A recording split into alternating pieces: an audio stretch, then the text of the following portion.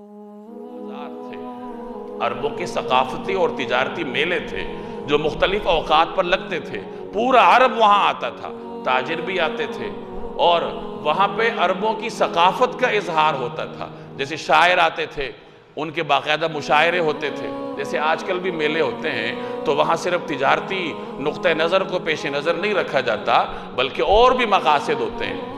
चुना बैतबाजियाँ होती हैं, मुख्तलिफ़ किस्म के करतब दिखाए जाते हैं। तो उस ज़माने में भी इस तरह के मेले होते थे। मक्का के करीब में 3 किस्म के मेले मारूफ थे। एक औकास का मेला था, बाज़ार, जो कि नखला और ताइफ के दरमियान लगता था। आज भी ये ताइफ में लगता है और अरब कोशिश करते हैं कि औकास बाज़ार के ज़रिए अपनी सदियों पुरानी सकाफ़त को ज़िंदा रखा जाए। तो औकास अहम तरीन बाज़ार था जिसमें अरब के लोग शव्वाल में जमा होते थे। दूसरे नंबर पर अहम बाज़ार था जुल्मजाज, ये अरफा के पीछे लगता था, मैदान अरफात के पीछे था।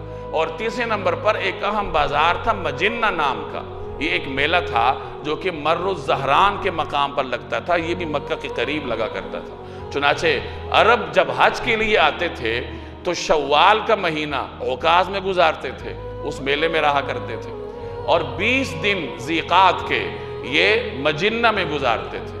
और उसके बाद मौसम हज तक जुल्मजाज में रहते थे, वहाँ मेले का इनेकाद होता था।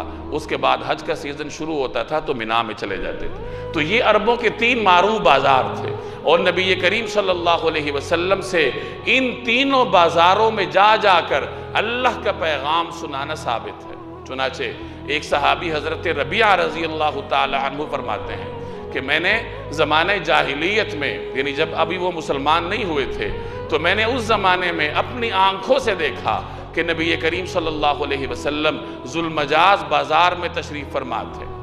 ये अरफा के पीछे एक मेला लगता था, जैसे मैंने अभी इसका तारुफ करवाया।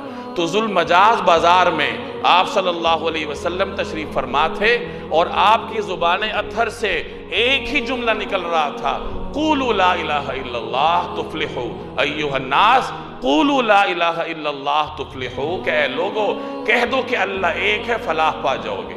और हज़रत रबिया फरमाते हैं कि मैंने देखा कि इनके पीछे एक और शख्स है जो भींगा है, रोशन रो है, और वो मुसलसल उनको जुटलाता जा रहा है और ये कहता जा रहा है कि इन्नहु स्वाबी इन्नहु काज़िब अल-अयाज़ु बिल्लाह, कि लोगों इसकी बात मत मानना, ये अपने दीन से मुनहरिफ हो गया है, अल-अयाज़ु बिल्लाह, ये झूठ से काम ले रहा है। तो रबिया कहते हैं कि मैंने पूछा, वहाँ ये रिवायत करने वाले सहाबी कहते हैं कि मैंने लोगों से पूछा कि ये बात करने वाले कौन हैं और ये जो इनके पीछे झुटलाते जा रहे हैं ये कौन है।